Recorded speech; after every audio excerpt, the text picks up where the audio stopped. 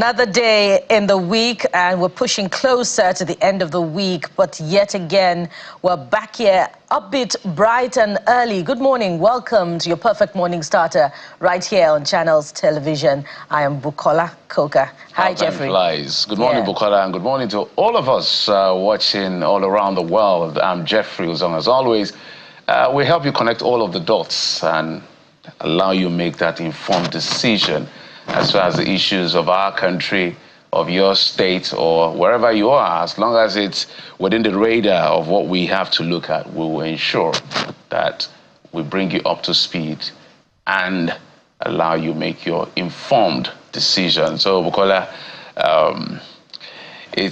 we're still, you know, what I think is going on right now in Nigeria is it's like a waiting game. It's like, of course, there are so many channels being deployed and employed in this sense as far as the issue around the killings in the parts of the country and the threat of an invasion if the government doesn't act.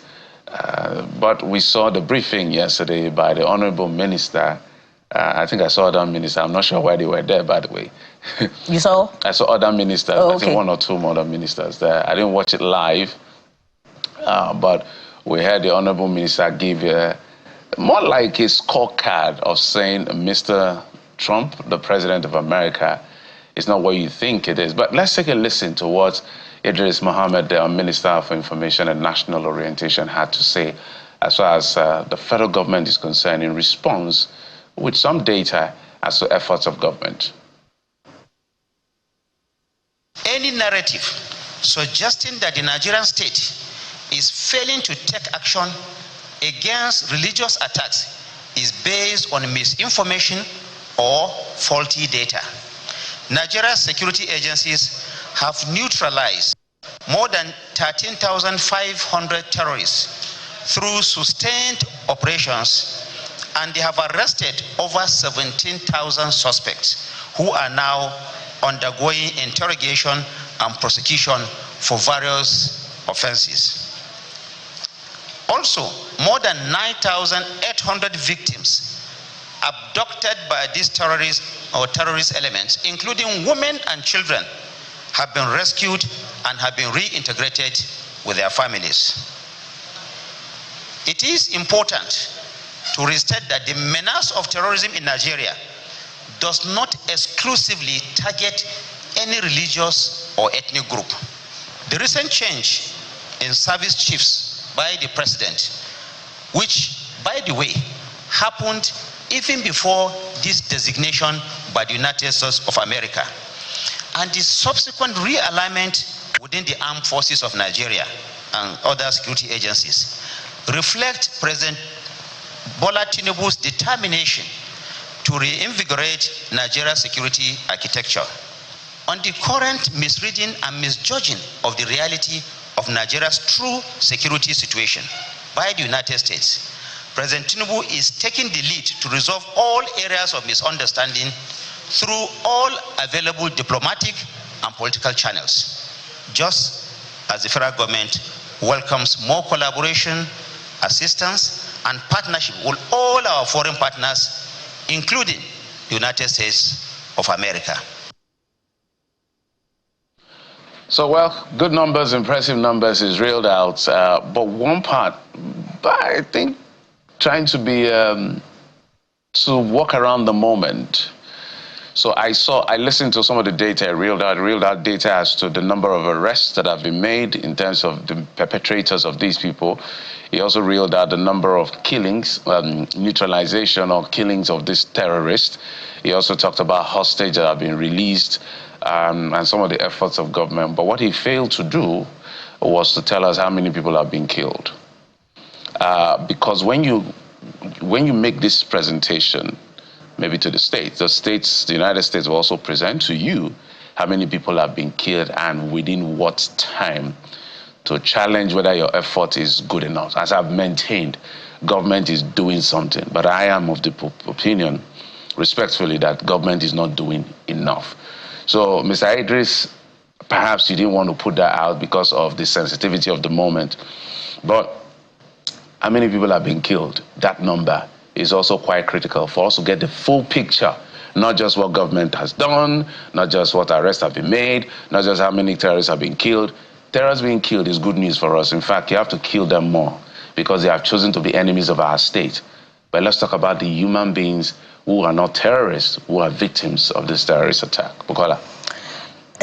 Jeffrey, you're right on the money, as usual, on that particular missing detail. I don't know whether I said it, but I didn't hear it. Yeah, and it supports the point, that we've been making all along, and that we made sufficiently on the program, that it seems as if the federal government, since, this particular subject of concern broke over the weekend, has been trying to manage the narrative. We've seen that the president has met with the Catholic Archbishop, yesterday. We've seen the president of the Christian Pilgrims Board, debunk the narrative that Christians are being targeted. We've seen Muslim representatives also trying to say that, look, in fact, more Muslims are being killed. So we see that effort, to manage the narrative. But what we do not see is a deliberate attempt to ensure that indeed Nigerians feel safe, because what we're dealing with here, and since 2009, by the way, is something that has become cancerous. Initially, insurgency was restricted to Nigeria's northeast, and we saw, like cancer, it mutated to the northwest, where we began to see banditry, kidnapping, and before you knew it, it's now pushing further down to Nigeria's north central. I'm not even talking about Plateau and Benue, because we've also always seen killings in that region from as far back as perhaps 2010, but down to Kogi, down to Kwara. So this is cancerous, and what we're not seeing is shoring up the security architecture. What we're not seeing, for instance, we should be asking the federal government in these communities that are vulnerable, how much security infrastructure do we have? Police stations, military deployment on ground to tackle any attack should it surface. Just on Tuesday, we saw in Benue State yet another round of attack in Ohimini local government area, where 7 persons have been killed. Now, another thing that the federal government said yesterday was that this narrative about Christian genocide in Nigeria is being pushed by foreign lobbyists. But, it's like we're investigating and trying to find out where this is coming from. But as far back as 2 years ago, or even before that time, the first stem of the administration of late President Muhammadu Buhari, we have seen communities in the northwest, southern Kaduna, for instance, take their case to the international community, asking for help because the federal government was unable to protect them. And we saw killings of people en masse in that part of the country as far back as that time. So is it really the work of foreign lobbyists who are pushing this narrative, or these people taking their case outside the international outside the borders of Nigeria, asking for help because of the failure of government to ensure the protection of lives and property?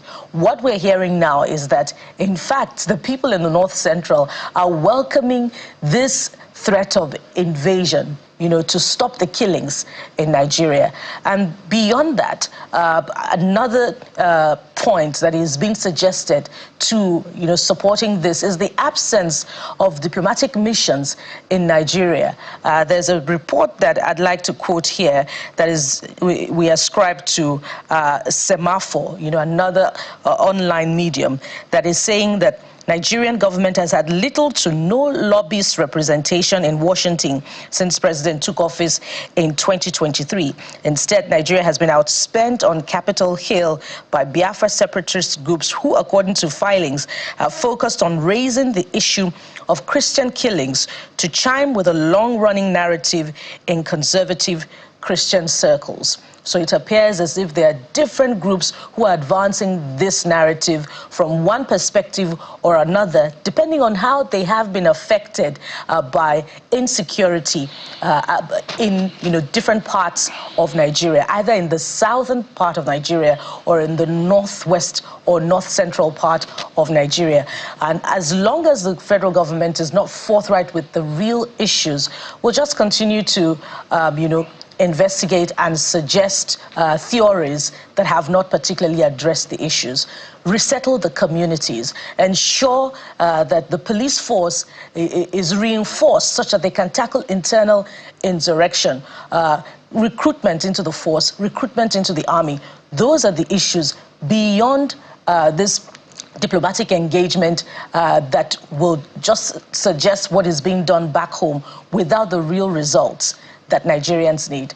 And that's the most important point at this time, Jeffrey. I like the way you said it. And me, I prefer solving the problem by coming with brutal honesty, very uncomfortable conversations. This threats of whether it's a sanction or an invasion, however the United States governments want to approach it, depending on what they see as response, gives us an opportunity to sit on the table.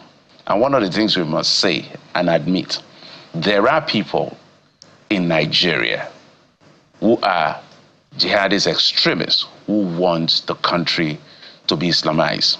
There are people. That is not debatable.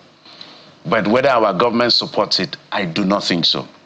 So our government needs to identify these people who are causing problems for the government, for all of us. Section 10 clearly says that Nigeria is not going to be one state, it's going to be a multi-religious state. So the country as a whole is not going to adopt any particular religion.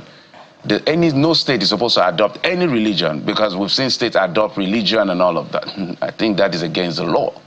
So we must admit that there are people that their aim is to see how the country can belong to a faith.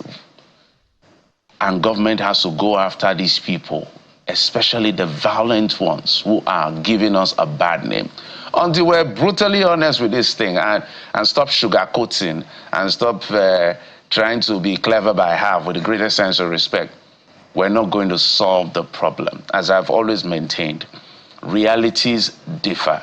The man who is a Christian in North Central, living in places where there's abundant natural resource, and somebody in the name of any religion comes and says, I'm killing you, or he has seen a consistent pattern of that sect coming to destroy them and kill them and chase them out of their lands, you cannot define it on TV that it is not religious extremism. You cannot define it to that man that is not genocide. That is his lived in reality because of what he is seeing. His definition may be wrong, but that is his reality. We now have to look at it holistically as we maintain. It could be religious, it could be they are standing in the way of an economic exploitation, but for them, it's religion. And so when they go to Washington and some of these places to lobby, those are the things they tell these guys. And these guys will react based on what they hear and what they have done in terms of findings. So they will look at the numbers, how many people have been killed, how many people have of a certain religion compared to other religions. Those are the conversations we must have. We are uncomfortable with that conversation, but we must have it so that we know our enemies and we go after them. The Nigerian state, I do not believe at any point in time we will be supporting any form of extremism, whether Christian or Muslim. But there are people who that is their forte. Until that happens, they will not be fulfilled in life. And those ones, we will take them out by the might of the state. It's as simple as that. Absolutely. We could talk on and on and on about this. Yeah, it's our country. It's our country. Speaking of which, it's our country. The U.S. We have to Senator, save our by the country. way, that We is don't at want the heart America of here. this, has also introduced a bill to end Sharia law and blasphemy in Nigeria. That's another kettle of fish and tally. That's even another explosive conversation. We'll have that conversation, mainstream it, as you always say, subsequently on the program. But let's go to other matters now. And the Police Commissioner in Lagos has doubled down on his decision to declare Mr. Omoyele Sowore, that's human rights activist and presidential candidate in the 2023 election, wanted over public disturbance, which was carried out on the 3rd Mainland Bridge on September the 9th, I believe. And he's frowned on that because that particular infrastructure is critical to Nigeria's economic survival. And indeed, he questioned Mr. Omoyele Sowore's Sowore's credibility, and his, rallying people to carry out protests. And he says he reserves the right to do anything within the ambits of the law to ensure safety and security in Lagos State, and that anyone that challenges him should go to court. That's the position of the Commissioner of Police, Mr. Olorundare Jimoh. But we have Mr. Omoyele Sowore's legal counsel this morning to join us on the program to talk more about this. Let's welcome Mr. Omoyele Sowore's legal counsel in the person of Mr.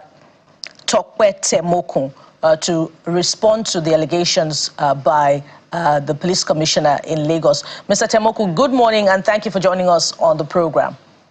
Good morning, it's my pleasure. Good morning. Let's begin with your immediate response to the position held by the police commissioner in Lagos, particularly with regards to Mr. Sowore's position that is seen on his verified X account, where he said he's been trying to reach the police commissioner via phone to no avail. Go ahead and speak to this. Yes, what we are witnessing today is not policing. That is a summary of what I would say. It is not policing. The background to what transpired on the 3rd of November, that is the declaration made by the Commissioner of Police, started on the 27th of October 2025.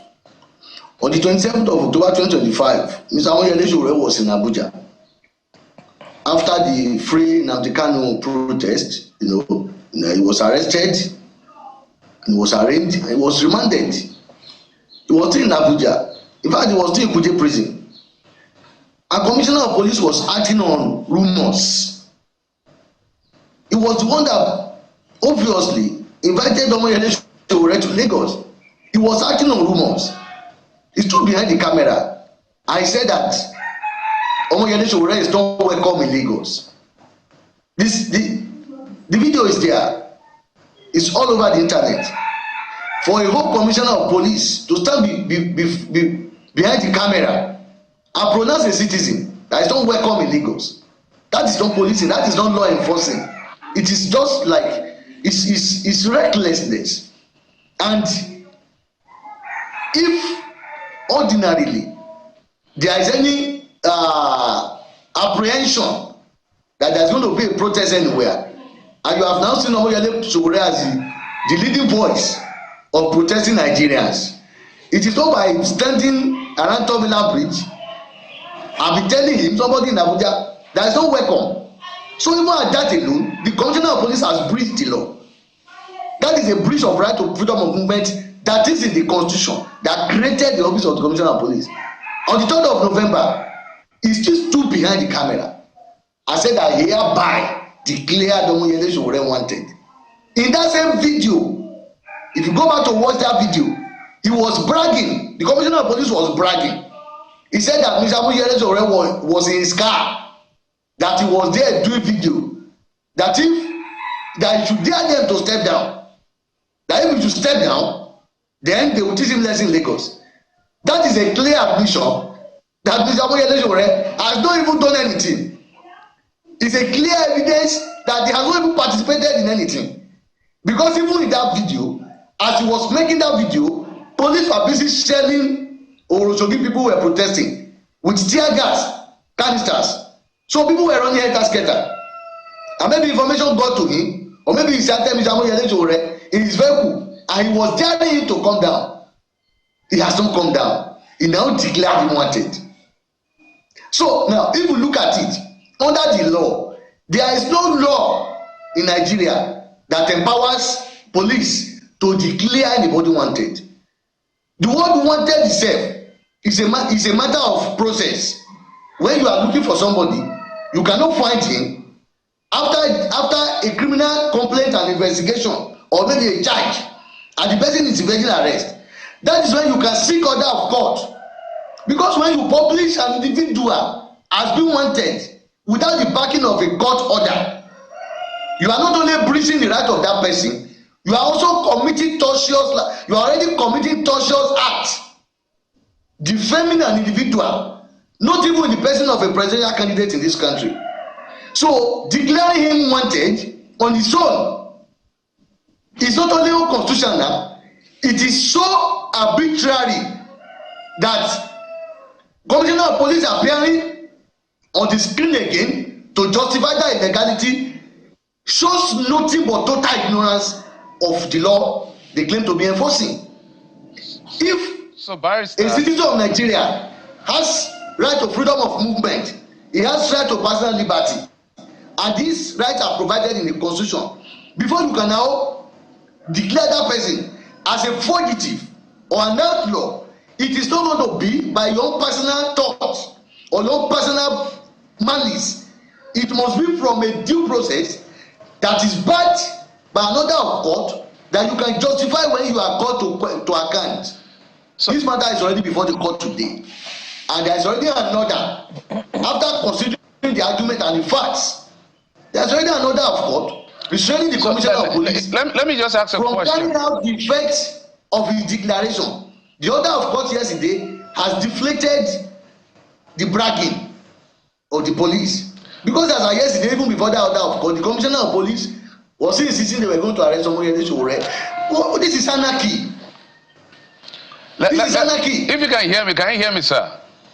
Yes, I can hear you clearly, sir. Okay, so the debate is to legality or illegality of a Commissioner of Police declaring a citizen wanted, whether he has a right to unilaterally without a court order. But he was citing Section 215 of the Constitution, which is our ground norm, which, from what I looked at, you're the lawyer, may be able to give me a better interpretation.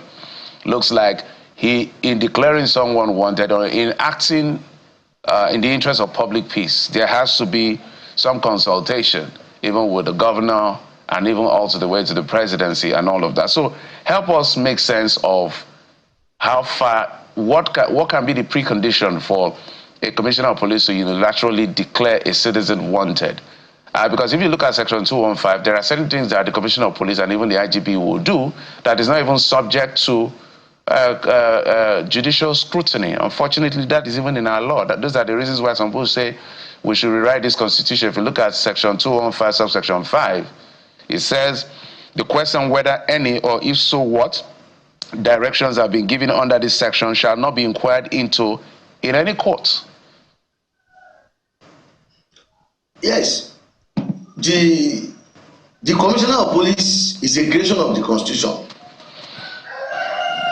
We must understand it.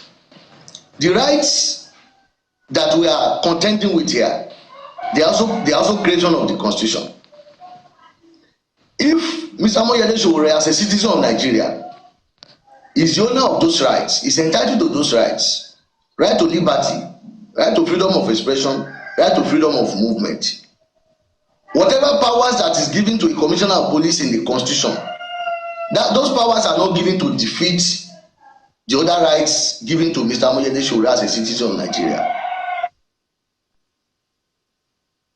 Whatever interpretation you are going to make of any provision of the Constitution, that interpretation cannot be made reasonably to defeat the provisions of the Constitution, particularly in Chapter 4.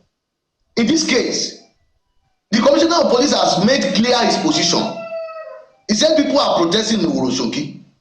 He was even holding brief for demolitionists.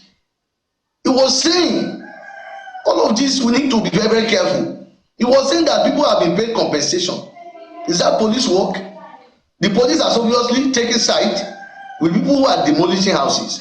And those who are demolishing houses in the Oroshoki, they are a combination of forces. Investors, private investors, backed by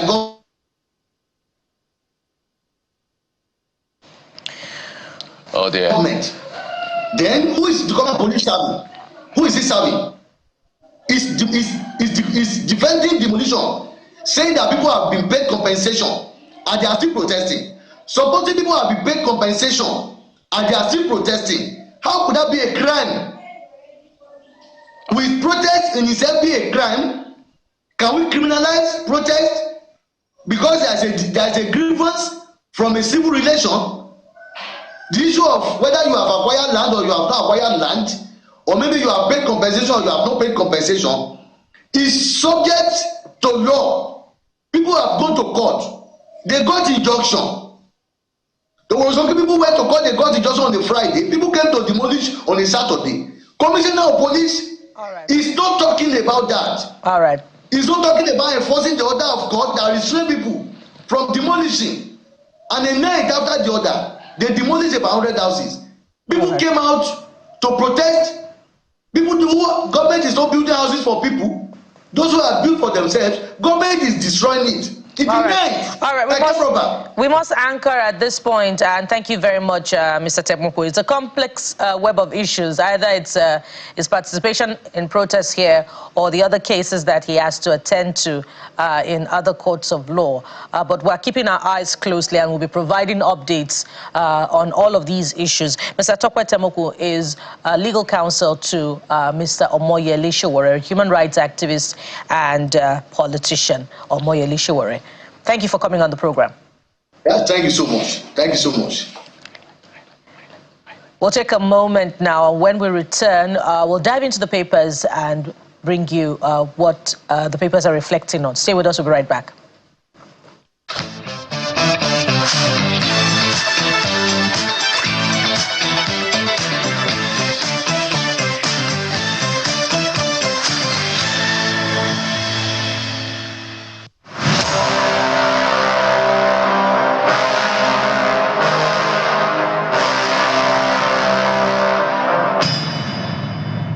Just before we get to the dailies, let's tell you some of the things we'll be doing today on the program. There has been killings in the midst of all the furore, in the midst of all the foreign against invasion by the United States. We'll talk about that as far as the insecurity in Benue is concerned. We'll also talk about Anambra polls. It's just 48 hours, and about 16 political parties are gearing up for that election. We'll talk about, of course, that invasion as well. So Anambra polls is up for the people that are going to be at the polls, and the Anambra people, the Anambra, they call themselves, will make a decision whether to continue with Soludo or choose someone else. And then there'll be a segment that talks about their health. A gentleman, a surgeon who, with robotics, conducted prostate surgery. We're going to look at all of that to treatment of prostate cancer. So it's going to be a robust conversation. But let's get to the papers. Bringing our analyst who is going to help us. Mr. Ambrose Igboke is a media consultant and Chairman Guild of Public Affairs Analysts of Nigeria, Enugu State Chapter. Mr. Igboke, thank you so much for coming on the program. Good morning. Fantastic. When I saw this headline by This Nigeria, I was almost a bit confused. I tried to make sense out of it, but it says, National Assembly bans sex for grades, okays 14-year jail for offenders, passes landmark law against practice in all Nigerian tertiary institutions. The headline feels to me like, was there a time sex for grades was allowed, or what do you make of it? This state assembly, I don't know, sometimes they just dabble into things. I don't know whether they go through, whether there's serious talks sometimes, but into things they do or utterances they make, about some of the issues they discuss. Nigeria is burning with lots of issues, developmental issues and the rest. And you are banning something that was not even agreed on before. You can ban things that are, that were being practiced by law, and it doesn't.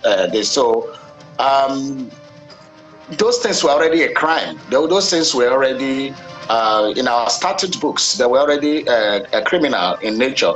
So I don't know why they are saying that they have banned it or they have not banned it. Something that is already in our laws, you don't need to start banning on that. What you just do is enforcement. So rather than making all these pronouncements, they should do laws that empower civil society organizations, that empower victims to have access to justice, and not this kind of thing. So they should strengthen the judicial system, they should strengthen the prosecution system, the DPP, they should strengthen they should protect victims. Those are the things that they should be doing. 14 years, how many years have been brought out for looting of our treasury? How many years have they brought out to review those who steal all the billions we have been seeing? So how many years have there been gone for terrorists that have been killing our people in droves? How many years have they given people who are financing terrorists? The last time, I think it's UAE or Saudi Arabia that brought list of those sponsoring terrorism in Nigeria. Nobody said anything about it. They kept quiet. And so sometimes I think the National Assembly just chase shadows instead of concentrating on things that matter. These things are already in our laws and our books, so they don't need to make proclamations about it anymore. Rather, they should have worked quietly with the judiciary to see where they can strengthen and make sure that victims have access to justice. Interesting analysis there, Dr. Igboke. But let's head over to the Vanguard newspaper, which zeroes in on the conversations from the last 5 days or so. Foreign lobbyists fueling genocide claims in Nigeria. And that's where we started from, by the way. But I'll just dive deep into the riders for you. Discloses neutralization of 13,500 terrorists with 17,000 suspects arrested. Takes note of U.S. concerns about religious freedom violations. Moves to resolve areas of misunderstanding via diplomatic channels. No targeted killing of Christians. And just one more, because there are quite a number in Nigeria. That's Minister of Aviation writing to President Trump. And U.S. Senator Cruz vows to release names of officials involved in religious persecution. So it appears as if this, as we guessed from the beginning, is not going away anytime soon, Dr. Igboke. So how well is the federal government doing to manage the situation based on what we're hearing now? The federal government is not doing well at all. I am a public relation consultant and I'm a fellow of this chartered mediators, so I know these things. The federal government, first of all, the first reply they gave was that there's freedom of worship and that in Nigeria. That was not the question. The another one, the issue that they said there was religious tolerance in Nigeria. That was not the crux of the matter. If you have religious tolerance in Nigeria, yes, let's take it for granted. Then people gather in their churches or mosques and whatever, and you go and bomb them. What kind of religious tolerance is that? When churches have been bombed or mosques have been destroyed by terrorists, and you say you have religious tolerance.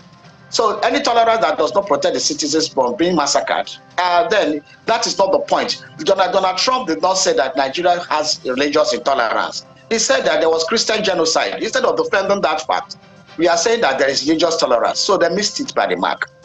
Secondly, there is absence of Nigerian ambassador in Washington. That has also greatly affected what is happening. Because if there was an ambassador, he would have done, even while somebody like Ted Cruz and others were gathering this evidence or trying to make Nigeria a CPC, a country of particular concern, he would have gone to the Congress, he would have lobbied, he would have gotten lobbyist groups and treasure groups and the rest to see how he can intervene, or he or she can intervene. But no, we didn't have any representative. And, that is very disgraceful, actually, that for 2 years, Nigeria has no representative in their country. There are no high commissioners, there are no ambassadors. I think this is the first time this kind of thing is happening in the history, because I've not read it in the history books, that there was a time we were this low in international diplomacy. And then Nigeria is not even, too many people are speaking on the matter. It shows that the government is not even handling this matter well. Minister of Aviation, are you speaking as a lawyer in your personal capacity? Or are you speaking on behalf of the federal government? The other time I saw a U.S. envoy coming to see the president. Who is a U.S. envoy when we are talking about the president of the United States? An envoy is somebody who was just appointed.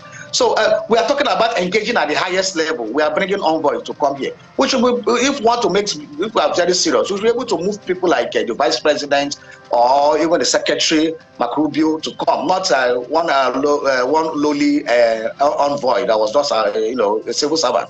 So these are not the things we are not behaving like a giant. We are behaving like dwarfs in Nigeria. And then too many people are talking. Voila will talk, Ononuga will issue press release.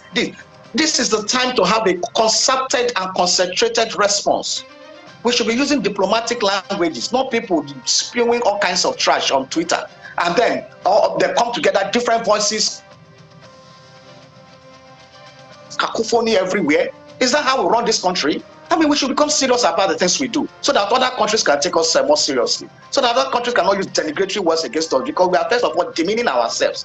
And so this is the time they should appoint somebody who will talk. The Minister of Foreign Affairs is there, and other they are special advisors of foreign affairs and all those. These are the people that should be talking now. All these other people should just concentrate on their works as minister or other things.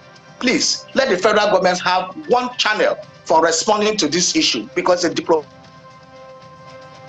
like that. Well said, Mr. Boko. I think the very first, I think it was on Tuesday, when I was making some remarks, exactly what I said. This is not the time. First, not everybody has the diplomatic tact and temperament within the presidency or within the cabinet. Just keep quiet. Let the people, Ambassador Tuga is there to do the talking. And if anyone else has to talk, it has to be either maybe Minister of Minister of Information, which I said. But I just feel the ambassador should be the one talking, because he understands that space a lot more and all of that. But now spokespersons are speaking. Other ministers I saw with the greatest sense of respect, our friend Festus Keyamo, I think he tweeted. I saw Dele Alake yesterday. Come on, man. Anyway. Let's go to the guy. It looks like a Jan Karamat. Everybody, I don't know. The Guardian newspaper, referendum call heightens over a latest constitution reform plot. Referendum call heightens over a latest constitution reform plot. You know, this conversation, I don't think it's going to go away soon.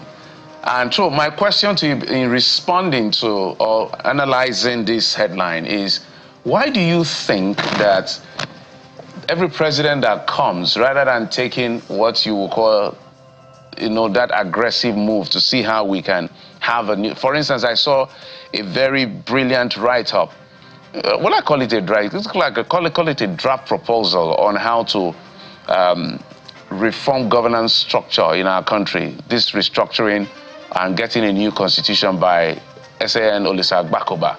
In fact, he did it so beautifully that he gave you what will gain in monetary terms. So it's not just talking. There are numbers attached to every part of whatever proposal is making.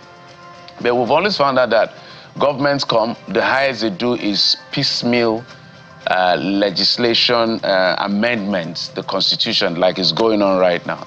But some of these gentlemen who are pushing for this are saying, look, we need an entirely new constitution. Olusegun says if we spread it across 4 years, we'll be able to get a brand new constitution. Why do you think they always run away and this call will never stop? Well, why they run away, straight answer to your question is that it benefits them. It benefits those who are ruling. What we are running is a federal government, and in actual practice, a unitary system of government. So when you engrave fiscal federalism into this constitution, and you make it a truly federal government, just like we had between October 1st, 1960 and 15th January 1966, then you will find out that it will not benefit those who are ruling. I remember that what we had between this period I mentioned was a truly federal government, where the center, where the federating states, that time there were regions. We had 3 regions. Later we have made it 4: Eastern region, Western region, Midwestern region, and East and Northern region. We are actually in competition for development, positive competitions.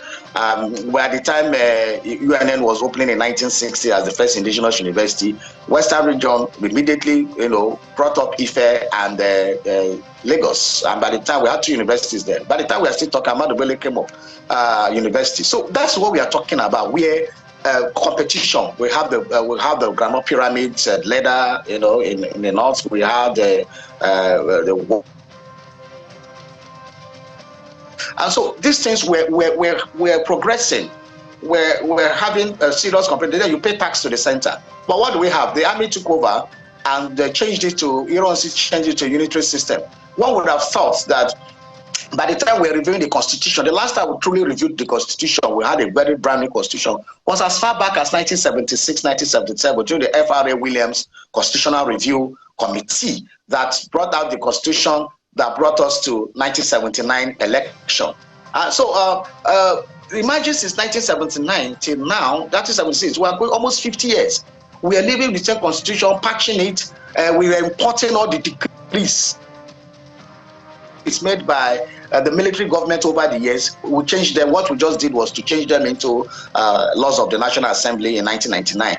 But when you say total overhaul, the people who are ruling may not be able to do it. Even if you are the one, you may not do it, because it is actually favors them, massively.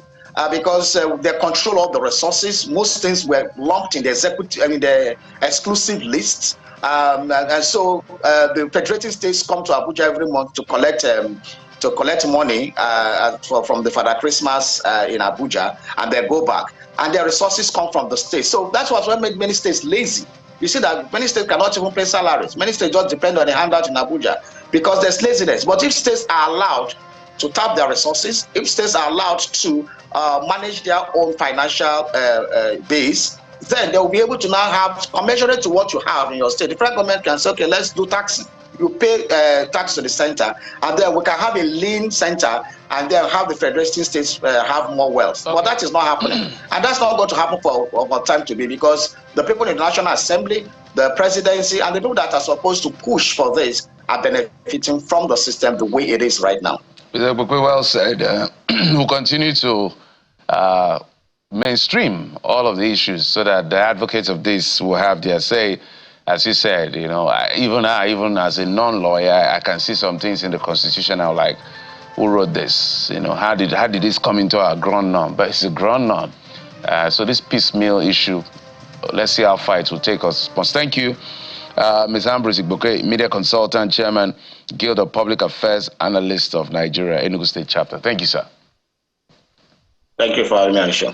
Okay, when we come back after this break, we'll be talking about the killings in Benue, one of the hot spots or flashpoints, if you will, when it comes to national insecurity, which has led to all of the arguments we're having about diplomacy and all of that. But hey, let's come back home to sort out our problems. We'll be joined by two people who understand what's playing out. Join us again.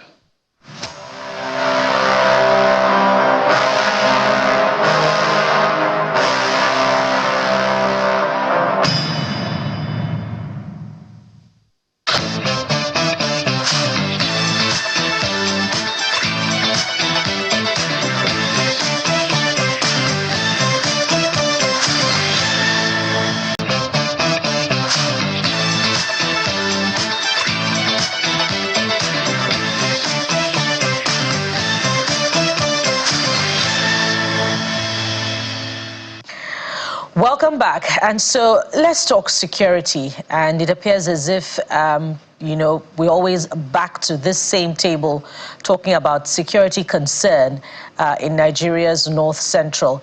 And this is happening amid this particular subject now gaining global attention. All eyes are now on Nigeria following the legislation by U.S. Congressman Ted Cruz and the executive deployment of powers by U.S. President, speaking about military intervention in Nigeria. The federal government spoke to this yesterday, giving a scorecard of what it has done so far to tackle insecurity in Nigeria's Northwest, in Nigeria's North Central. The Minister of Information talked about more than 13,000 bandits and terrorists neutralized, about 11,000 people who have been rescued so far, and the efforts of security agents to continue this. He also spoke to the fact that the leading, servicemen in the front line battle against insurgency are Christians who are working alongside their Muslim counterparts. But how reassuring, are these efforts to people in the communities who wake up sometimes to the death of loved ones. Jeffrey spoke to this 2 days ago when he said, we come here and we talk about numbers, statistics, data, but there are people who are unable to sleep with their 2 eyes closed. And some of those people are in the north central, Benue to be precise, Ohimini local government area, where 7 people are said to have been killed following attacks by suspected herders. Let's find out what exactly happened. And joining us on the program this morning is rights activist Mr. Daniel Atai, who joins us virtually from Benue State, and Mr. Onyilo Amedu Joseph, a local health development worker who also happens to have witnessed this latest round of attacks in Ohimini local government area of Benue State. Mr. Amedu Joseph, I'm coming to you first on this one, since you are said to be a witness to the attacks. Reports say this is a reprisal following the killing of a herdsman. Help us establish if that is exactly what happened, and tell us what else that you may have seen. Okay, ma, good morning, ma. And what I have seen, since 2 years ago, the Fulani herdsmen have been disturbing our community, and we have been reporting the case to the police, and nothing has been done about it. Then, presently, that was on Monday, there's some of the villagers, people who are on the farm working, they sent a message to the community that they are coming for them, that they should be ready. And we don't know the actual time they say they are coming. Then on Monday, there is a cop that is coming to the village on Tuesday. Then the people say they let them go to the farm and get the food stuff. Then 3 of them was attacked. The very day on Monday, one was killed close to the near river bank. Then that very day, the information got around, the army was in our village. They took the dead body of the person. Then 2 of our members are still missing. Then on Tuesday, we went to the bush and started searching for them. I myself was there. Then close to the place they killed the first one, we see the second one, that was the pastor. Then after taking the dead body home, then we still move ahead to the bush, finding the 3rd person. We went down to his farm. Then we looked some blood stain on the floor and on the grass. We traced it. We traced the blood stain till a certain level. We couldn't find the blood stain any longer. Then different people have been chasing out from the farm by then. Then after a while, we went back home. As we didn't see the person. We went back home from the bush that very Tuesday. Then we are having a meeting. Then there is a call come again that they are in the bush coming. And they give us a direction that when we pass also road, they are going to meet them to stop them. Then when the information comes, we are just getting ready to secure our village. While the army people are still around. Then few minutes after that, the army people left. The army people left our village. It's not up to 15 minutes. They start full on fire on the village. That is how many people start running. Then in that instant, again, 4 people are killed. Then the 2 people, we have 4 people that are killed. They cannot walk. One cannot walk, 2 people are blind, and the other person was killed from the bike. That is how they was killed. Then, after they was killed, they tried to take the corpse to the mortuary, the full corpse to the mortuary, and the army people did not allow them. They blocked them at the road that they should not take them to the mortuary. Then we don't know what is happening. If they know anything about it, we don't know. That is the brave thing that happened in my presence when I was around. Well, Mr. Amedu, I'm not sure if I missed it, but did you speak to whether this has to do with reprisal killing following the killing of a herdsman? The killing of the herdsman, my community. Yes. Does this have to do with the killing of a herdsman in your community? Yes. Okay. Yes. Can you explain the circumstances surrounding that particular killing?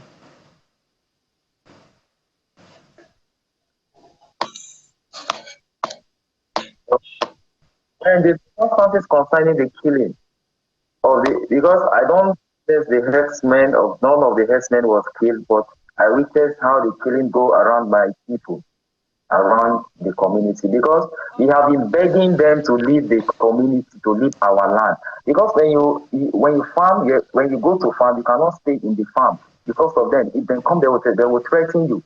If you say anything, they will kill you. That is how the thing started, gradually, before they start attacking us in the farm. All right. Let's take this to Mr. Tai now. Mr. Tai, what do you know about this latest round of attacks in Ohimini local government area? Thank you very much. It is still the new normal that has been happening in Benue State. You know, talking about marauding herdsmen and carrying guns, machetes up and down, moving, trespassing lands and farmlands. As a matter of fact, it's a bizarre thing to note in the 21st century. And I think this is very archaic. We talked about anti-open grazing law. It is not still effective because of political bureaucracy. That would have been very, very necessary if we have what we call ranches. But the Benue law, which was established under the former Governor Tom of Benue, if the current administration carried along the tenets of the law, the provisions of the law, I believe by now we would have been in peace. I don't know, but it is still what we are talking about. And we can't continue to talk about a thing for over 8 years. This is the 10th year that we have been crying about anti-open grazing law. Even at that, we have what we call civil protection guard. I witnessed some of the movement of the military and the civil protection guard in Otukpo 2 days ago. I was in Otukpo precisely at Victory Hospital where I went to see my aunt. Living there, I saw the movement of military and civil protection guard. I think the vehicles I counted were about 4, the one that the state government provided for them. So I just believe that perhaps they have had an intel about an attack, probably an intelligence gathering, which was true. They got the intelligence that attack will happen in the very community that it happened. And is a concern for worry. If they got the intel, I saw the mobilization, I saw the military checkpoint, and they went into that village to avert that attack.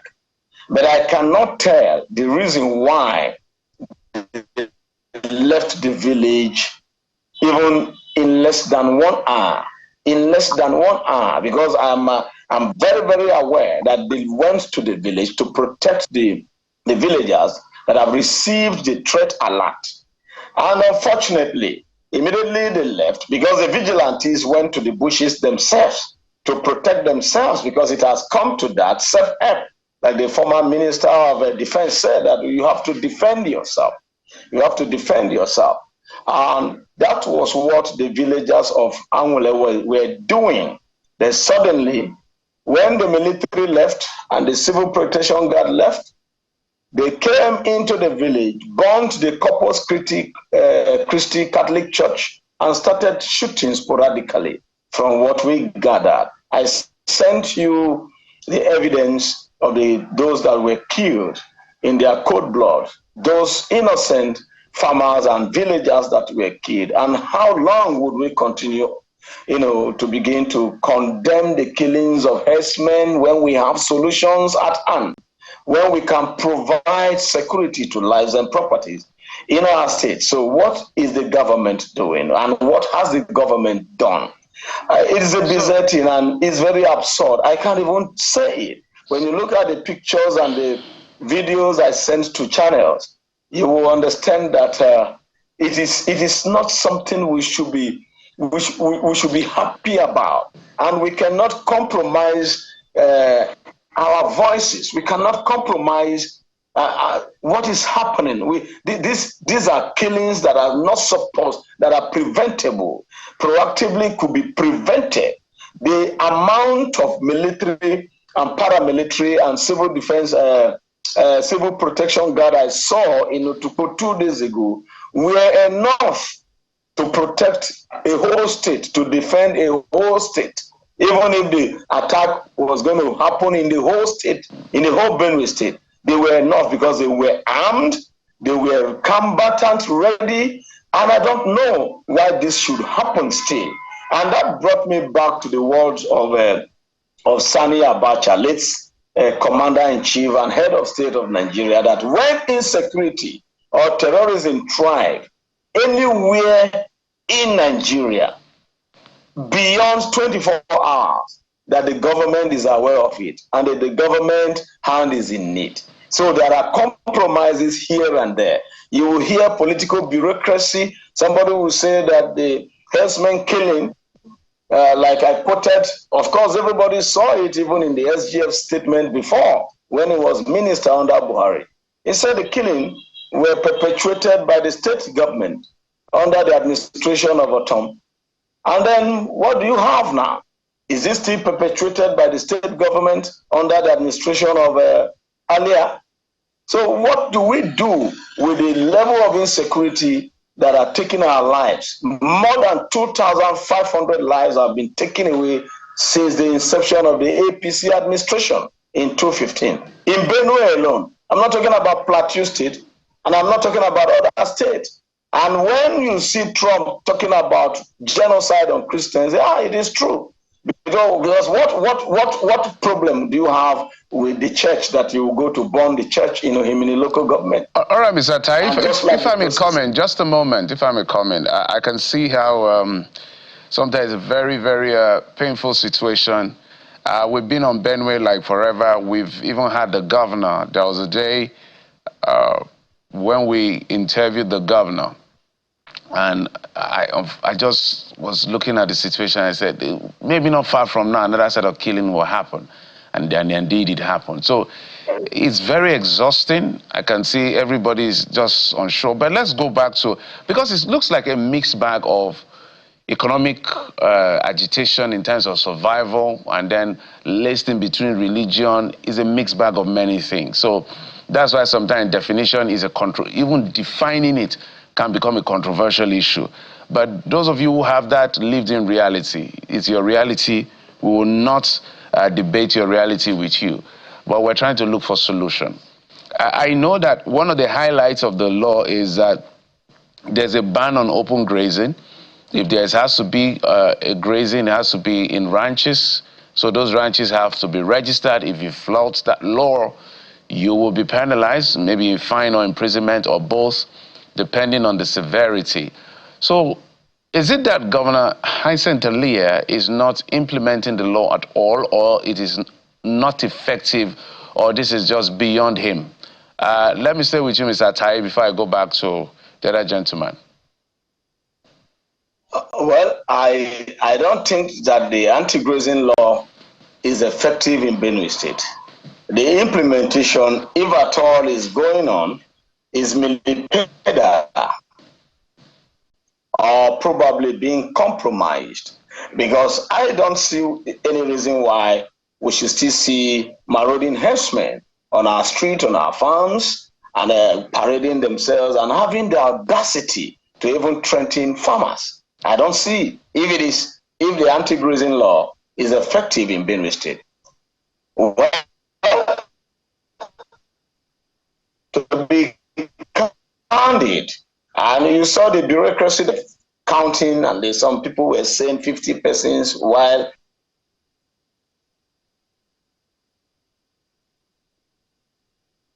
oh dear. Okay, I wanted to get all of his perspective as far as the law is concerned. Let me come to you, Mr. Joseph. Joseph, our thoughts and our prayers, we must say, with everyone that is affected by these dastardly killings that keeps happening. But there's a question Bukola did ask. I don't know whether you answered it or you, but let me go back to that question. She was trying to find out whether indeed a herder was killed and what are the circumstances surrounding that killing. Joseph, that's for you. According to the question you asked, I don't see any herder that is killed. The Fulani herdsmen, none of them are killed. Because they say this is a reprisal. Reprisal simply means something that happened. This is us hitting back. No. Because what is happening, none of the Fulani herdsmen is killed. It's only the villagers that they are killing. Okay, Mr. Amedu, you said something earlier that the security operatives, the military, were in your village before the herders came back. Just right after you heard earlier on that the attackers were coming, and then not long after that, the military left. I'd like to follow up on that. Do you suspect foul play or something? In terms of that, I don't know actually, but immediately they leave, that is when the incidents take place. But when you got intelligence that the attackers were coming, was the military informed? They are aware. They are around. They were around, yet they left. Yes. All right. We were speaking about the efficacy of the civilian protection force to protect communities in Benue, the one deployed by the state government. I'm staying with you now, Mr. Amedu. How effective have the civilian protection guards been? Do you think that they have enough competence in terms of arms to protect communities in a local government or indeed in any other local government to protect the villagers against the attackers? Yes, they have it. Then why do these attacks happen? That is what I don't understand mainly. Because they are around, they come with their rifle and everything is with them. Then after they left immediately before the incident, the attack took place. One thing I don't know, because according to them, they say they send them for what for peacekeeping and to come to secure the community. And still on still, they are still under attack after they left. And even that is compromise. After they are doing this attack, different houses as well are breaking down. Likewise to me, they took all my bags from my room. The only thing that I took from my room is only my credentials.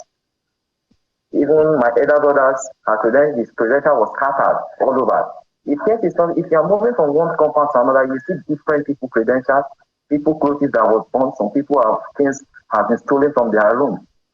After undergoing this attack, that is how they normally destroy people's houses, doors, breaking their doors, destroying things in their house. All right. I'll come back to you if there's time, but let's take it to Mr. Atai now. There's been quite a number of donations made to the people of Benue, particularly following the killings in Yelwata by the IOM, the First Lady, and indeed, other state governors, the Nasarawa state governor. And amid all of these, we've heard about protests against the sharing formula of the funds donated to these people in these communities. And we've also heard the people say, look, this is what we want. We want to go back to our ancestral lands.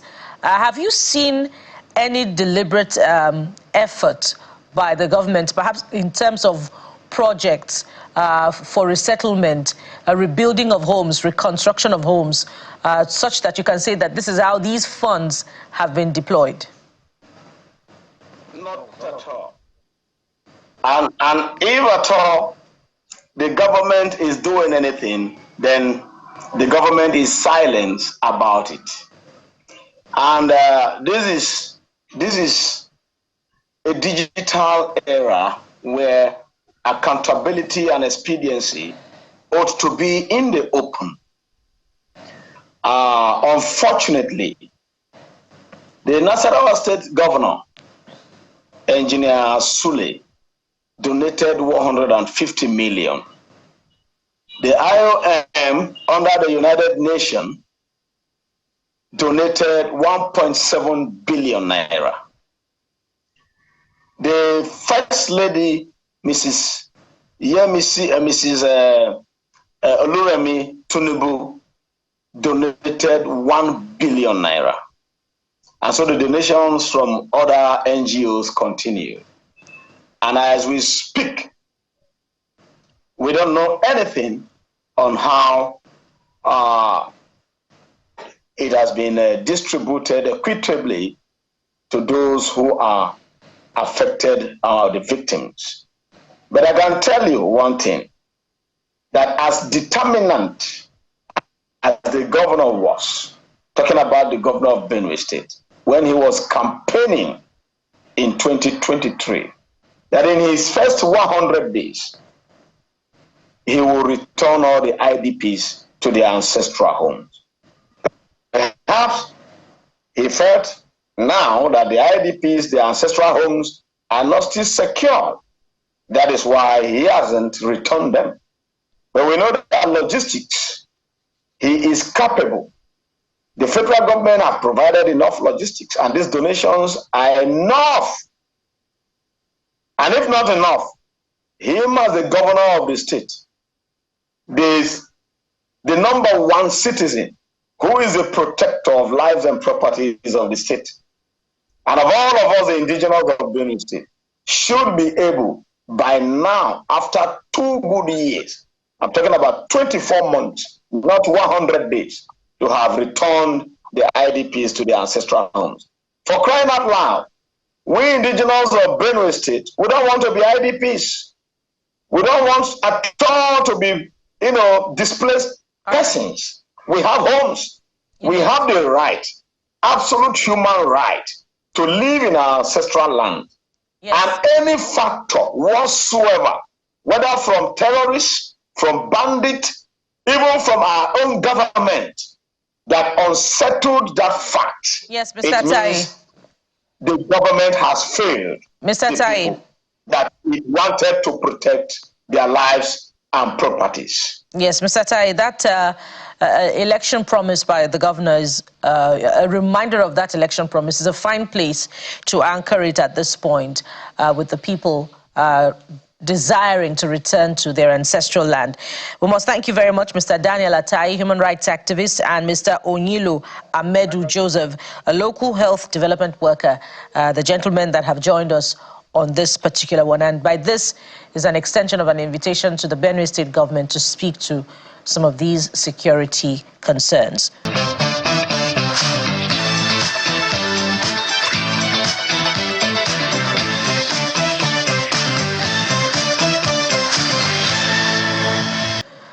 We'll go right into the next one, which is the Anambra governorship election. Let's get updates now. Jeffrey, you have this one.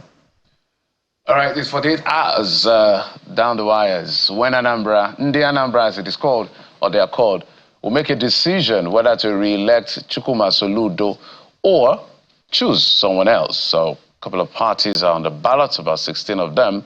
And it's D-Day. They've been campaigning for months up to today, since the Independent National Electoral Commission did announce that Saturday will be election day for the people of Anambra State. So all of the political parties are working hard to make sure that they sell their manifesto to the people to make a decision for themselves. After today, there will no longer be campaigns. So all campaigns ends today. By tomorrow, it's just going to be sensitive materials moving to local government areas across the state. And the ABGA party has been ruling the states for a very long time. Is there going to be an upset? We do not know. That decision is to the exclusive preserve of the people of Anambra, whose destiny is in their own hands, who will make a choice for themselves whether or not Chukwuma Soludo has done well enough to decide a second term, or they will look for someone else to do the job. Well, our correspondent, by the way, Channels Television is on ground to make sure we give you all the basics and cover that election till the final point. One of the persons on ground is Charles Oporum, our correspondent. Charles is in Nnewi, if I'm correct. Charles, good morning. How is in Nnewi? Yes. Good morning, Jeff.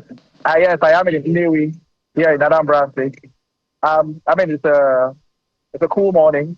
Weather is okay. It's not raining. It's just a very calm day. People are going about their business. Children are going to school, and every other person is going either to work or to the market. Benue, of course, is a very commercial city. You know, I arrived here yesterday, and I took my time to interact with the natives on ground to ask a couple questions about what the mood is like. You know, as the elections approach, I think it's about 48 hours from now, we'll be, in the field to cover the election. So that's basically, a summary of the situation on ground here in the maze. Jeff. So give us the pulse of the city. When you look around, I can see vehicles, people going about their businesses. How excited are the people? Because, we've recorded a lot of voter apathy when it comes to national and other elections. But I know that Anambra State election is almost a national election because the momentum is always very high and the stakes are always very high. Is that what you see here? I mean, the stakes are high. So, of course, Anambra State is 21 local government areas and 326 wards. And the last check, there are 2,802,000 registered voters in this state. And INEC says 54% of the PVCs, approximately 54% have been collected, which is approximately 1.8 million that have been collected. Now, as a breakdown, where I am has a registered number of voters, let's say 166,400, which accounts for approximately 6% or 5.94% of the total registered voters for this election. Now, when you talk about the states, of course, everybody is upbeat about the election. There are different feelings from different quarters. Nnewi was a stronghold of the late Senator Ifeanyi Ubah. If you recall, he won the election to his Senate seats here on the platform of the YPP, pulling about 74,000 votes to beat the nearest competitor, Chris Azuborgo, who was in the House of Reps then, with, I think, about 54,000 votes. So the feeling here is, well, one of upbeat, sort of optimism. People are looking forward to the elections to go out, of course, and cast their votes, more or less. The police say they've deployed 45,000 personnel, while the civil defense say they've deployed 10,250 personnel. So it would, but to the unpracticed eye, we're talking about roughly 55,000 security personnel on ground to police Anambra State within the electoral period. Remember, Anambra is the second smallest state by landmass in Nigeria after Lagos State. So from what we hear from the security operatives, security is guaranteed. And then, of course, the logistics involved in moving the materials. It's interesting to note, Jeff, the time now is, this is almost 8:20, maybe 8:15 or thereabouts. The resident electoral commissioner here and her staff are going to be visiting the Central Bank of Nigeria by 10 a.m. today to retrieve sensitive materials from the CBN votes, and they are going to be accompanied by party agents and other stakeholders to witness that. It's going to be happening in the next an hour and a half or thereabouts. It's happening by 10 a.m. And that brings to bear the logistics involved in moving these materials from Oka to other parts of the state. During the last all right, Charles, meeting, yes. I understand that they have an arrangement with the Nigerian Association of Transport Owners and the Nigerian Union of Road Transport Workers, who have provided a total of 2,233 buses to move materials, both sensitive and non-sensitive, as well as personnel from Oka to other parts of the state. And then what about the riverine community? Because Anambra, of course, has riverine communities. Well, the Maritime Union have provided 83 boats. So INEC says they are ready for this particular election. Yes. Fantastic. We believe you guys will do a fantastic job. We'll be here to give all the support as far as the elections are concerned. But thank you so much for giving us all of the updates from Newi in Anambra State. And 48 hours of D-Day, we're all watching and seeing how it will play out and see how things will turn out. Charles Oporum is our correspondent who is on ground already in Anambra State, joining other colleagues of ours who are already there. Thank you. Bukola. Thank you. Indeed, and we'll get to Anambra again shortly. Of course, Channels Television has got you covered as far as Saturday's election is concerned. But let's return to this particular issue that is not going away anytime soon. The designation of Nigeria by the United States as a country of particular concern and the efforts of the federal government to manage the situation. We saw the briefing yesterday. But how is the opposition weighing in on efforts by the federal government to manage the situation? Joining us is Mr. Chile Igbawa. He's a member strategy team, opposition coalition, and of course, member ADC, that's the African Democratic Congress. Mr. Igbawa joins us from our Abuja studio. Good morning, Mr. Igbawa. Thank you for coming. Thank you very much. Good morning. And so besides the briefing by the Minister of Information yesterday, we also have reports to the effect that the federal government is now making efforts to appoint ambassadors to diplomatic missions across the country.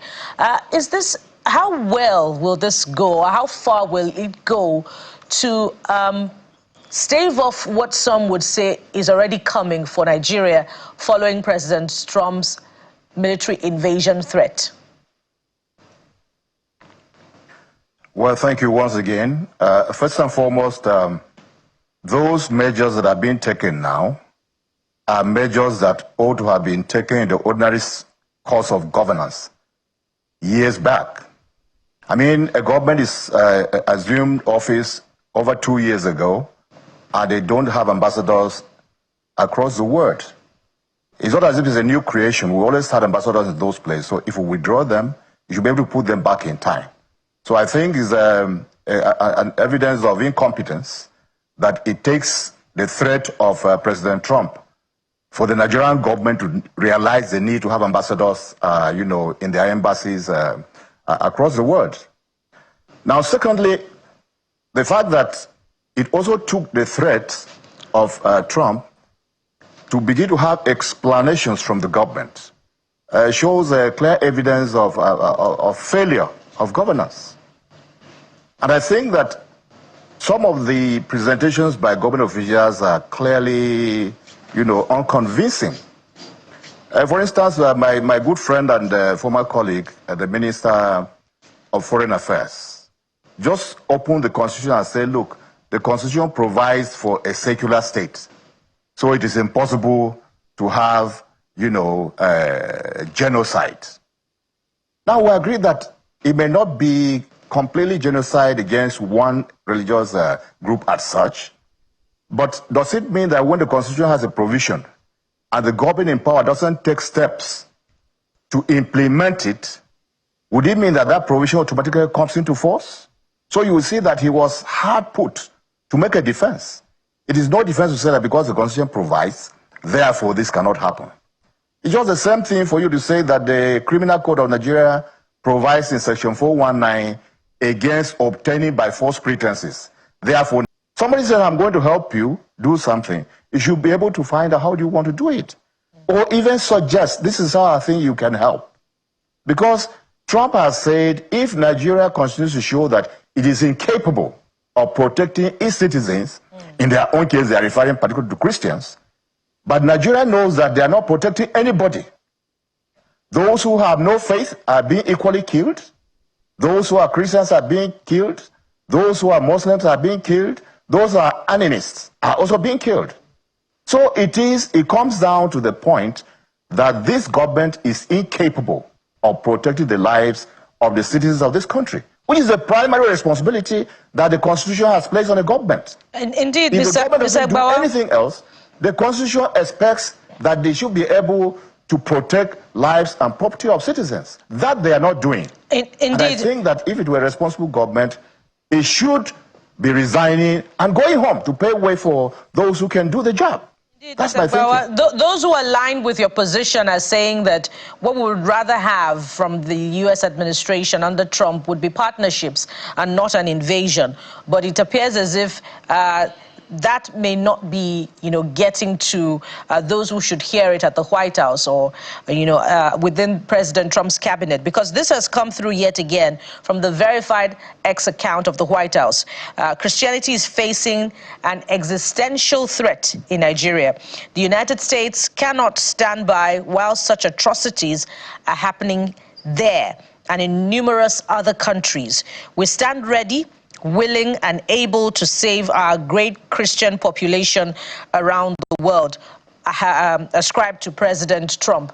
So whether or not the interventions by the federal government is getting to President Trump or members of his cabinet, we do not know, but it appears as if it's not, if we can go by this. But you also said earlier that this designation of country of particular concern on Nigeria also happened under former President Goodluck Jonathan. I'm not quite sure that is the case, but during what many call Trump 1.0, the first term of President Trump, yes, indeed, Nigeria was designated a country of particular concern. But let's understand how we got here in the first place. And the federal government is saying that foreign lobbyists are responsible for this narrative of alleged genocide against the Christians in Nigeria, foreign lobbyists in the United States. Is that really the case, Mr. Egbawa, from your own understanding? Well, I think, first of all, I'd like to cross-check your facts regarding the fact that it didn't happen during Jonathan. It did happen. And it was, after Jonathan left office, that Trump came in and then removed removed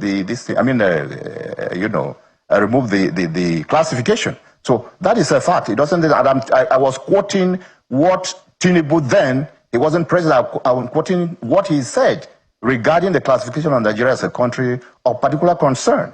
It's a fact. It's there. You just cross-check. Now, the issue of whether the White House is hearing, there are rules, there are procedures, and there are protocols in international relations. You have an ambassador who has access to leadership at the highest level. Now, you don't have it. So how do you expect that the White House will get your message clearly? Is it by a minister writing a letter to Trump, which I'm sure they will trash it should they see it and Trump will not see it? Or is it when you tell them what they already know, that the Constitution provides that we are a secular state? Who doesn't know that? They already know it. So perhaps the rhetoric that we're bringing up has not come to a stage to convince the United States government that we are serious about what we are saying. Now, the issue of whether it is foreign lobbyists is another thing. I do know that there are Nigerians who have cried out and have even gone to address a Congress. Congress on their own, even before they were addressed, had raised these matters. What did the Nigerian government do? Or they thought it was for the fun of it? I agree that yes, a congressman had raised this matter a longest time, but the Nigerian government did not respond to them.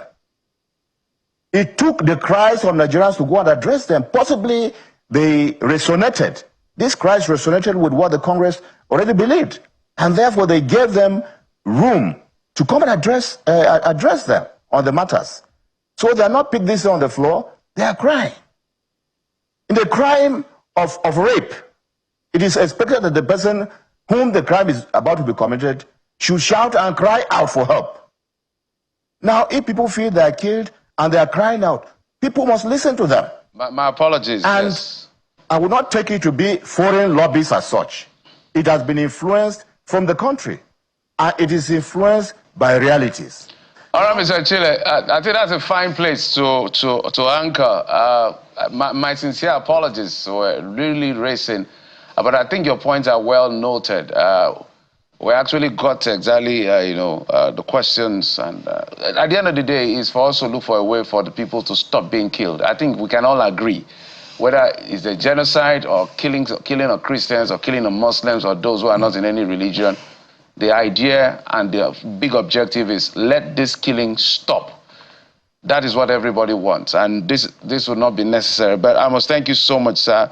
Chile Igbawa is a member of the Strategy Team Opposition Coalition and a member of the ADC. I know you have a lot of political profile, but time will not allow us to run through all of them. Thank you, sir. We appreciate you, sir, for coming through at this time. Thank you very much. Thank you.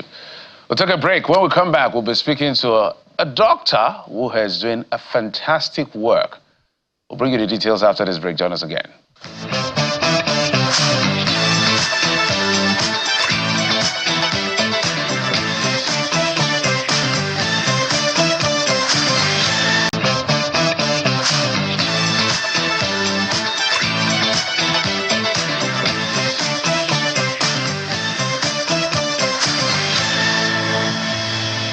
Let's bring in our guest. Professor Kingsley Ekweme is a robotic surgeon who has done some incredible work. First, good morning and welcome to the program. Thank you very much. Good morning. You see how excited I am to talk to you? I'm very excited myself. It's a rare sight. When I was reading through some of the things you've done using the robot to conduct surgery. Yes. Walk us through it. Well, robotic surgery used to be something futuristic in this part of the world, and we've been doing robotic surgery, since early 2000s in the UK. But being able to bring robotic surgery to Nigeria, West Africa, was a very great achievement indeed. And so last week we hit the landmark of 50 successful cases in Nigeria. And that's what we're celebrating, and we're very happy indeed. So that people understand what we're saying here, how does it work, the process of robotic surgery? Yes. So the surgical robot, of which the gold standard robot is the Da Vinci system. It has three components to the system. One component stands beside the patient with 4 arms as a robot. Just like a doctor, simulating the presence of a doctor. Absolutely. Okay. So those 4 arms are docked into the patient through keyholes. So you have 4 keyholes. 1 is the camera, and 3 are instruments that will be docked into the patient. And then you have the vision cart, which the bedside assistant looks at. And then you have a console, which is remote from the area of the patient, the table and things on the corner of the theater where the surgeon sits and looks into a lens that magnifies all the images inside the abdomen 10 times in 3 dimensions. And so you have a 3D image with 10 times the human eyes. And you can see structures like you've never seen them before. And through the console, you can manipulate the arms of the robots. Those 4 arms, you can move the camera, you can go either way, anywhere you want to go. And the instruments of the robot are so designed that they can reach deep down into any areas. And of course, with that exceptional vision, you're able to avoid structures that you don't need to damage. And peeling nerves and blood vessels and things, and take out parts that you only need to take, and preserve all the functions that come with it. It sounds simple but complex. Well, I don't want to go too much into the complexities. I'll leave that to science. But if we have time, we'll expand on the potential of robotic surgery. But Prof, your story is another contribution to this emerging narrative of the brain gain for Nigeria and its potential for, boosting our healthcare sector. months ago, we had Dr. Julius Oni, who also returned to Nigeria from the US to begin that expansive work in orthopedic surgery. You are UK trained, and you've returned to Nigeria to achieve this amazing feat. I'd like to know what informed that decision, because you could have been in the UK and continue to contribute to the health sector in the United Kingdom. Why have you returned to Nigeria? Well, thank you. That's a very important question, and it makes me excited to see and to hear of Nigerians who come back to contribute to the development which we need. In my case, it's been a dream that I've had for over 10 years. In the UK, and then at some point I didn't think that I could finish my career without coming home to influence the change. I actually want to transform surgery in Nigeria. That's my goal, and so when I started coming to test the waters, I started with laparoscopic surgery for prostate cancer, which is incredibly difficult to achieve, and so we did just under 200 of those cases in Lagos with my assistants, and I transformed into robotic surgery to bring it to Nigeria, because if you look at the world map, you will see where Da Vinci systems have been installed worldwide, and there is no red dot of Da Vinci system in West Africa, Central Africa. In fact, the only system that was available was in South Africa.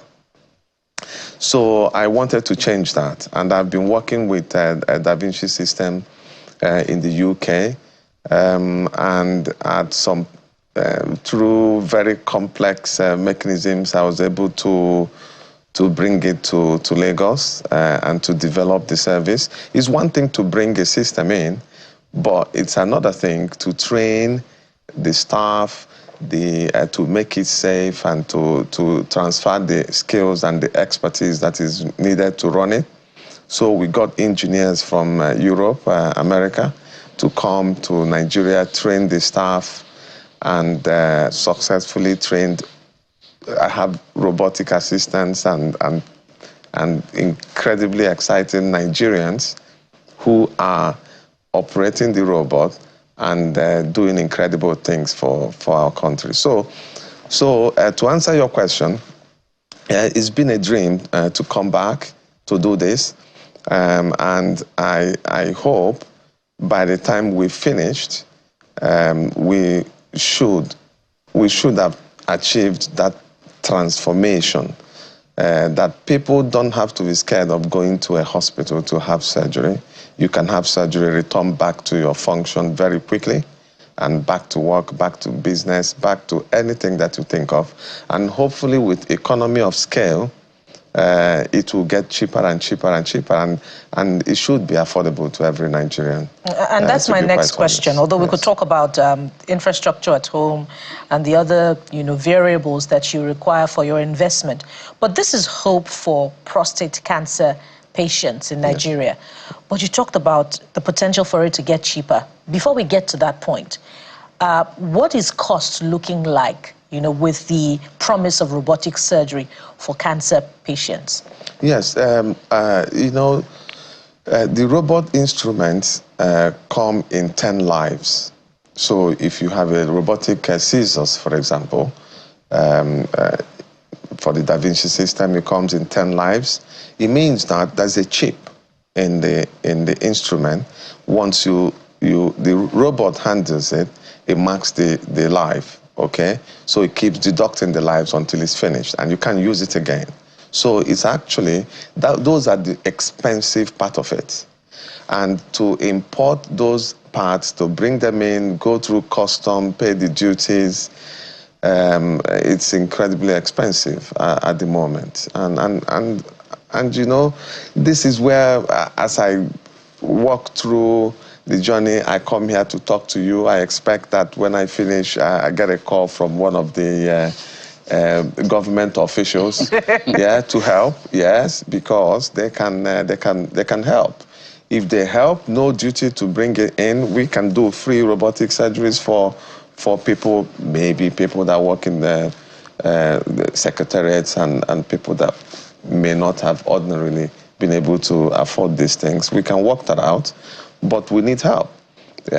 You know, some of the instruments I send with DHL, for example, the cost of DHL will surprise you for such instruments to come in. And then when it comes in, it goes through more than 5 offices when they fly it in, and one office can keep it for a week or 2, and then it gets sorted, another office takes over, and then you do all that and bring it out, and then you have to use it. So the cost of instrument, not even just the robot itself, and every other thing that comes with it. So let's break it down. Government listens, they are hearing. Yes. And we want as much help as possible. Yes. Because I can infer that from what you're saying, if a poor man and a rich man has prostate cancer right now, the poor man is likely to meet his maker, with the possibility, if both of them have a chance to survive medically, the poor man will die, the rich man will survive. Because he cannot afford robotic surgery. I'm talking about cost. So I wanted to put that picture as vivid as possible, yes, so that we have a general frame of reference.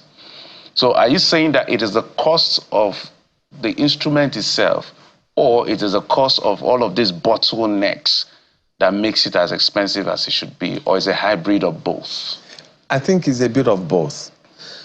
Because first you have to buy the instruments. You know what the exchange rate is these days, okay? And with the Da Vinci system, there is an insurance process that also comes with it, you know, because everything has to be insured these days. And then you have to get it in, you have to pay the duties, and then you bring it, okay, the transportation, everything. Those are in dollars.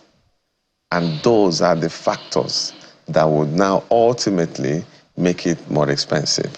The arms of the robots are draped with special drape, and you use 1 drape per case, okay, to make it sterile. And those are costs. And there are so many aspects of it. Screen. Yes. Yes. Okay, the profile and all of that.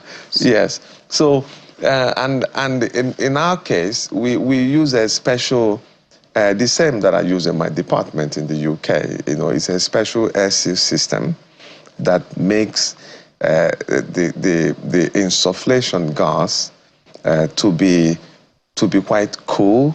Patients don't lose.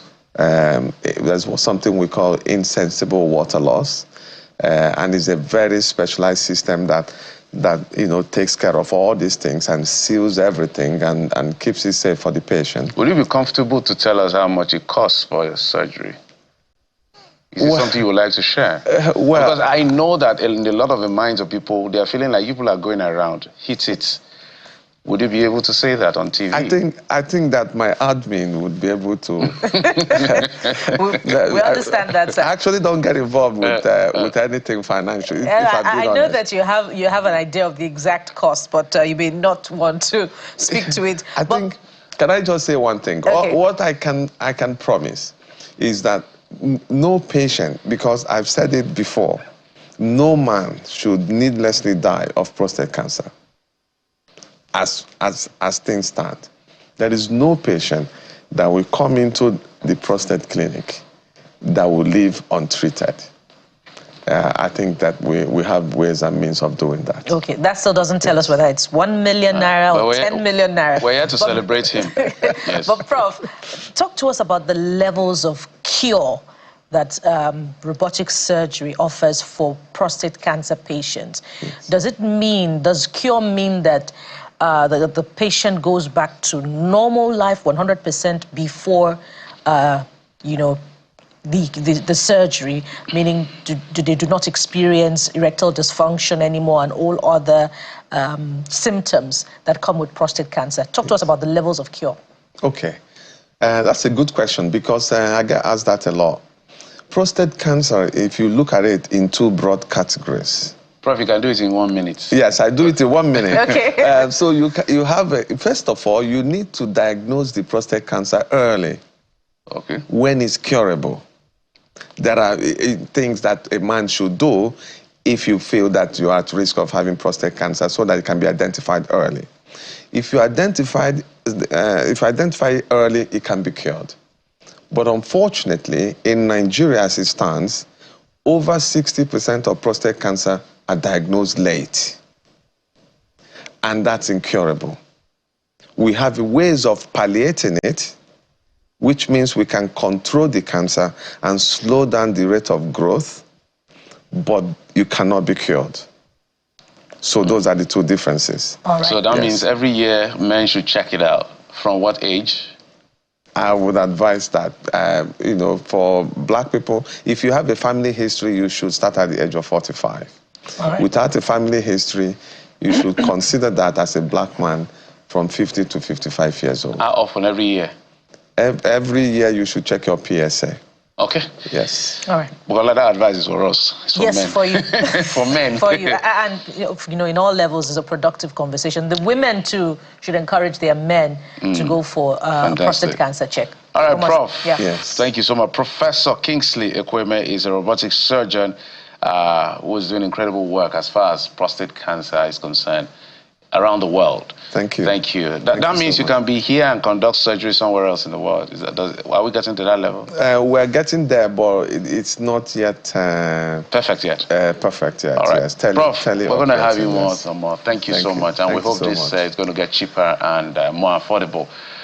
But that's it on the program. Thank you so much for your time and your company. Sunrise Daily is up at the top of the hour. I'm Jeffrey Uzonga. Bye-bye. We'll be back with the home stretch tomorrow. Thank you for watching. I am Bukola Koka. Bye for now.